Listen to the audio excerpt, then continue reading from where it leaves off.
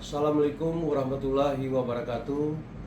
Saya Dodi Juliaribas SSTPMM selaku penjabat sekretaris daerah Kabupaten Simolu Provinsi Aceh mengucapkan selamat ulang tahun ke-20 Harian Suara Rakyat Aceh.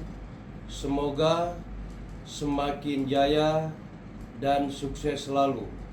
Kita berharap Suara Harian Rakyat Aceh bisa menjadi mitra atau partner pemerintah daerah dan memberikan edukasi kepada seluruh masyarakat dan media yang independen untuk membangun khususnya Kabupaten Simolu dan umumnya Provinsi Aceh yang kita banggakan ini. Demikian yang dapat kami sampaikan. Terima kasih. Assalamualaikum warahmatullahi wabarakatuh.